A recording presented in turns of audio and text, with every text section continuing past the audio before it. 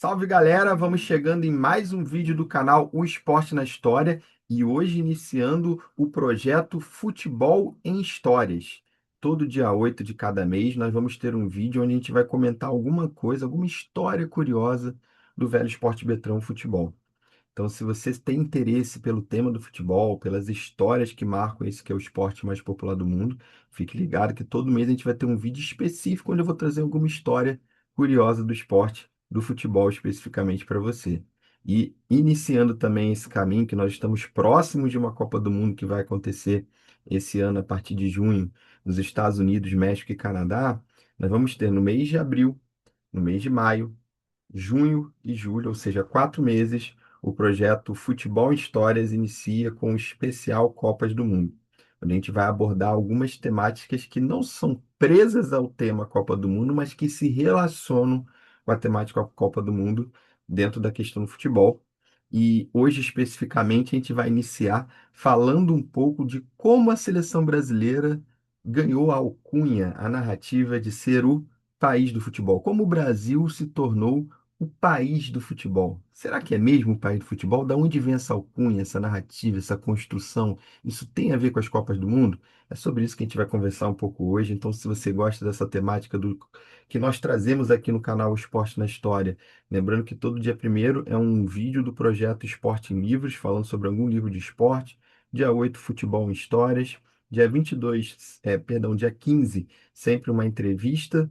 22 um livro falando sobre o esporte na Colômbia. Também vai ser inaugurado esse quadro nesse mês de abril. Então não deixe de seguir, compartilhar, acompanhar aqui o canal, porque isso nos ajuda muito a conseguir avançar e caminhar trazendo esse trabalho qualificado, esse trabalho de divulgação científica, divulgação de trabalhos jornalísticos, divulgação de trabalhos acadêmicos, que de alguma maneira o objetivo aqui do canal é construir um grande acervo para aqueles que se interessam pela temática do esporte, do lazer, da educação física e da sociedade, dialogando com esses objetos em geral. Bom, iniciando hoje, Brasil, país do futebol. Você já deve ter ouvido falar nessa frase, nessa afirmação, né? Antes de tudo, queria dizer que, como acadêmico, eu não vou referendar essa narrativa como a verdade dos fatos. Porque, se for falar verdadeiramente, não existe um único país do futebol, né? Cada um pode criar a sua narrativa. A Inglaterra pode dizer que foi a percussora, outros podem dizer que criaram modelos específicos de jogo, ou de uma escola de futebol específica que podem trazer, assim, uma característica que dê um tom diferente para o futebol. Mas, inegavelmente, não só aqui no Brasil, mas no mundo todo, essa alcunha, esse título de país do futebol caiu no colo do Brasil e está se perpetuando até hoje, mesmo com jejum já de 24 anos sem ganhar uma Copa do Mundo, que vai se completar em 2026. Pode ser que ele seja quebrado nesse ano, né? Assim como em 94 também se quebrou um jejum de 24 anos com o Tetra na época. Mas mesmo com esse jejum e um 7-1 no meio do caminho para a Alemanha, o Brasil continua com esse título. Da onde vem? Então a gente tem que voltar para entender essa narrativa construída acerca do termo Brasil, país do futebol, para a Copa do Mundo de 1938. Entre 1938 e 1970, essa construção identitária do brasileiro com o futebol e, consequentemente, os títulos mundiais somados a essa narrativa a priori estabelecida vão trazer o Brasil como sendo entendido ou considerado o país do futebol. 1938, a gente estava tendo a disputa da terceira Copa do Mundo, que foi organizada na França, um pouco antes, né, um ano antes do início da Segunda Guerra Mundial, um período marcado por ascensão do nazismo, do fascismo.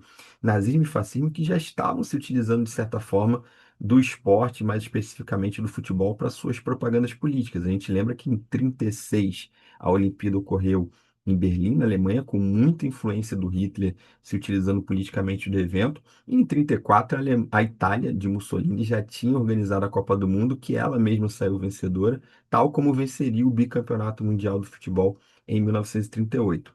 A verdade é que o Brasil, em 30, quando a primeira Copa ocorreu no Uruguai, e em 34, quando a segunda Copa ocorreu na Itália, ainda não tinha levado sua força máxima para uma disputa mundial de futebol e nem era considerada a equipe mais vencedora da América do Sul, que dirá do mundo. A Argentina e o Uruguai eram equipes selecionadas que já tinham um histórico de conquistas maiores do que o Brasil até então. Mas o Brasil em 1930 teve questões ali entre paulistas e cariocas que fizeram com que o selecionado nacional não fosse o mais forte naquela disputa. Em 34 estava tendo ali o auge das disputas entre profissionais e amadores, ou seja, o discurso do profissionalismo, a ideia de manter o amadorismo, isso tudo estava acontecendo de uma maneira muito acalorada. A gente pode falar isso em outro vídeo, inclusive, mas acabou que a seleção também não foi montada da mesma maneira. Lembremos que nessa época a seleção era muito focada no eixo Rio-São Paulo, com algumas iniciativas também de jogadores de Minas Gerais, mas não saía aqui do Sudeste, né? Então, grandes jogadores que já estavam ali desfilando seu futebol no sul do país e outras regiões também não entravam ou pouco entravam nos selecionados. Dito isso, o Brasil então não tinha tido até 1938 um grande aglomerar de jogadores que pudessem dizer que essa é a verdadeira seleção brasileira, esses são os grandes jogadores que vieram representar o Brasil numa Copa, né? E a verdade é que, resolvidas as questões da disputa existente até então entre amadores e profissionais no futebol, tendo já uma coesão ou uma consolidação de unidade no futebol, que ainda não estava 100%, mas já era melhor do que nos anos anteriores, em 1938, a então CBD, Confederação Brasileira de Desportos, conseguiu organizar o que seria, em tese, a melhor seleção brasileira para uma Copa do Mundo. E, nesse momento, o Brasil, que até então não tinha tido bons resultados em Copa, consegue um honroso terceiro lugar nessa Copa na França, vence a decisão de terceiro lugar com o show do Leônidas da Silva, o conhecido Diamante Negro, e tem uma presença muito forte dos jogadores negros, né, como Domingos da Guia e o próprio Leônidas da Silva, que termina como artilheiro da Copa. Ele não joga a semifinal, que o Brasil acaba eliminado pela Itália e, consequentemente, não vai para a final, mas na decisão de terceiro lugar ele joga muita bola e consolida não só a artilharia, como a medalha de bronze para o Brasil. Então, tudo isso já demonstra que algo tinha mudado na seleção brasileira, algo tinha mudado no futebol do Brasil, que fez com que o país conseguisse alcançar, repito, um honroso terceiro lugar. Terceiro lugar esse que foi entendido na época como um resultado expressivo aqui na América do Sul, né? As pessoas passaram a olhar de forma diferente para o Brasil no futebol. E aí se começou as narrativas, né? Eu cito Gilberto Freire, sociólogo pernambucano, muito importante aí na academia, mas que tem ali alguns debates conceituais que problematizam a temática racial no mundo acadêmico até hoje. E cito Mário Rodrigues Filho, mais conhecido como Mário Filho, que dá nome ao estádio do Maracanã e é autor do livro Negro no Futebol Brasileiro.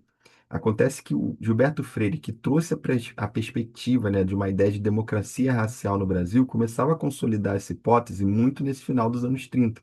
A ideia de que o Brasil era um país que não tinha essa luta racial, que o racismo não era tão presente. Uma narrativa que, seja dada pelo Gilberto Freire ou interpretada a partir da obra do Freire, se consolidou no Brasil durante muito tempo depois. E acontece que, nessa narrativa construída, negros, indígenas e europeus brancos teriam, assim, consolidado o que é o povo brasileiro de maneira miscigenada e que essa miscigenação seria algo positivo, um mulato brasileiro, e que isso diferenciaria o Brasil em algumas manifestações culturais e sociais em relação a outros povos de, entre aspas, raças mais puras. Então se cria uma narrativa positiva a partir da ideia da mestiçagem. E isso aparece, inclusive, quando Gilberto Freire fala de futebol.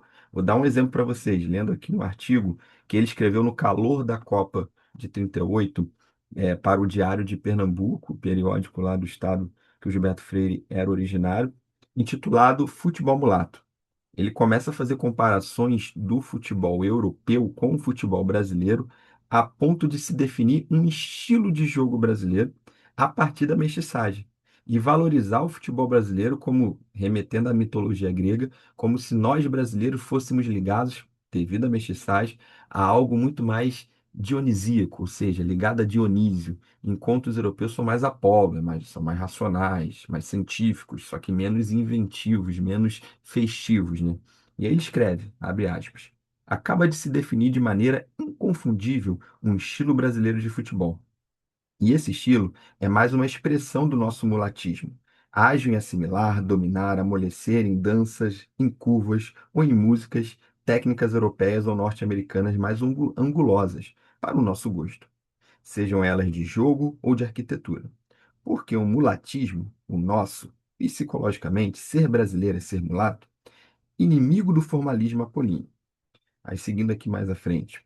Enquanto o futebol, não, no futebol, como na política, o mulatismo brasileiro se faz marcar por um gosto de flexão, de surpresa, de floreio, que lembra passos de dança e de capoeiragem. Lembrando que essa questão da capoeira também está muito marcante nesse discurso da democracia racial durante a Era Vargas.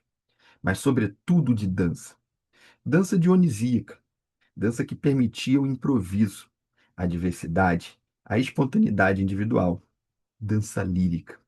Enquanto o futebol europeu é uma expressão apolínea, no sentido de método científico e de esporte socialista, em que a pessoa humana resulta mecanizada e subordinada ao todo, o brasileiro é uma forma de dança, em que a pessoa humana se destaca e brilha. O mulato brasileiro deseuropeizou o futebol, dando-lhe curvas, arredondados e graças de dança. Foi precisamente o que sentiu o cronista europeu. Aí ele cita aqui um cronista que chamou os jogadores brasileiros de bailarinos da bola. Nós dançamos com a bola. Isso aqui é só um trecho. Quem tiver interesse em conhecer Futebol Mulato, você digitar o futebol escrito em inglês na internet, vocês encontram esse texto em PDF, fonte histórica do Diário de Pernambuco, 1938. Conseguimos identificar o quê? Que nessa fonte fica muito explícito o interesse do Gilberto Freire em lançar uma hipótese que liga a mestiçagem, essa ideia do mulato brasileiro, a mistura étnica e racial, para consolidar uma identidade própria do brasileiro de realizar algumas práticas corporais culturais, nesse caso ele está falando do futebol. Então, o brasileiro tem um futebol mais inventivo, de dança, e essa característica acabou sendo, até hoje, sinônimo do que a gente entende como futebol brasileiro, né? A gente fala que o Brasil é onde tem os jogadores que jogam na rua, habilidosos, que tem o drible, que tem o improviso, o europeu é mais técnico, mais rígido, e não é que isso não tenha sentido, mas a gente não pode tentar entender a priori que isso é algo já natural, né? Acontece que essas narrativas foram se fortalecendo e ganhando mais cancha, vamos dizer assim, com os títulos mundiais que vieram posteriormente. Antes disso, é válido destacar que, em 1947, o Gilberto Freire escreveu o prefácio da obra O Negro no Futebol Brasileiro, que eu já comentei em um vídeo aqui do Projeto Esporte Livre, escrito pelo Mário Filho. Nesse livro, além de o Gilberto Freire escrever o prefácio, não foi algo aleatório, foi escolhido de forma proposital, a dedo, fica muito explícito a narrativa que o Mário Filho quer construir para a ideia do negro no futebol brasileiro, que é quase uma narrativa do herói, né? Que passa por percalços, tem essa mudança a partir da Copa de 38, e em 47 se fala de uma consolidação do negro, que antes excluído consegue agora fazer-se presente no futebol brasileiro. Depois, nos anos 60, o Mário Filho lança uma segunda edição, porque entre 47 e a década de 60, o Brasil só ganha duas Copas do Mundo e é vice em outra, né? E aí, nessa segunda edição, ele coloca ali de uma maneira indireta Juvenal, Bigode, notadamente Barbosa, o goleiro da Copa de 50, jogadores negros. Aí se cria essa perspectiva do complexo de vira-lata, ou seja, será que essa mistura é positiva? Será que ser um vira-lata é tão positivo como se falava antes? Como o Gilberto Freire trouxe, a mestiçagem, o mulato, olha os negros aí falhando. E aí essa construção a posteriori da Copa de 50, que não foi no calor da hora, traz essa narrativa do negro como vilão, só que na narrativa do herói, se você já assistiu o filme hollywoodiano, sabe bem o que eu estou falando, sempre tem a perspectiva do herói dar a volta por cima, né? E essa volta por cima acontece em quê? 58 na Suécia, 62 no Chile. É com o mulato Garrincha, com Preto Pelé, com Didi, são jogadores que trazem novamente essa ideia da mestiçagem e, consequentemente, também do improviso, do drible, da técnica, da qualidade que só o brasileiro tem para jogar futebol. A cereja do bolo vem 8 anos depois, com Mário Filho já morto, já tendo falecido, já tendo lançado a última edição que ele produziu de O Negro no Futebol Brasileiro. Desde então já teve reedições, mas sem mudanças no texto do Mário Filho em si, obviamente. E aí, 8 anos depois do título no Chile, em 62, vem a Copa do México, que o Brasil ganha o tri, com destaque para nada mais, nada menos do que o Pelé, né? Sendo o grande craque da Copa.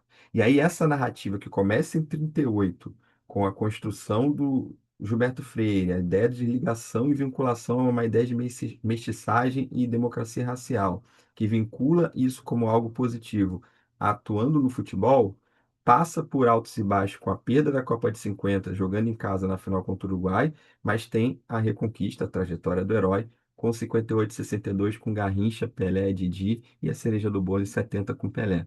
Ali o mundo passa também a ver o Brasil como país de futebol. Essa narrativa vai e volta em vários momentos. Quando em 82 o Brasil não ganha a Copa, será que a gente é realmente país de futebol? A seleção que era muito técnica, mas não tinha tantos jogadores negros como no passado sendo destaques, né? O grande nome do Brasil era um jogador branco, Zico.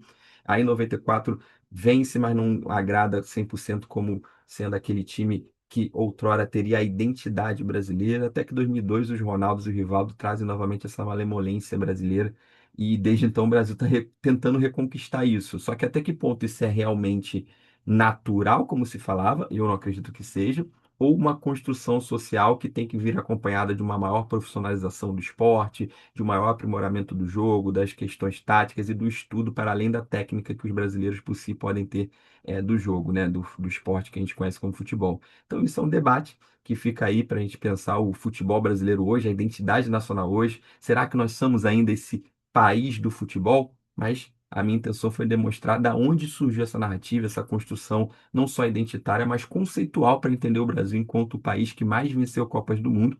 Repito, entre 1938 e 70, isso foi se dando a partir dos discursos do Gilberto Freire. É válido a gente destacar que esses discursos da democracia racial, que vincularam de uma ideia positiva da mestiçagem, isso referendou durante muito tempo o racismo na sociedade brasileira. Então, não é uma teoria que hoje é vista positivamente pelos acadêmicos, mas, inegavelmente, enquanto fonte histórica, a obra do Freire, a obra do Mário Filho devem ser problematizadas para a gente pensar essa narrativa do país do futebol. É isso, galera. Espero que gostem.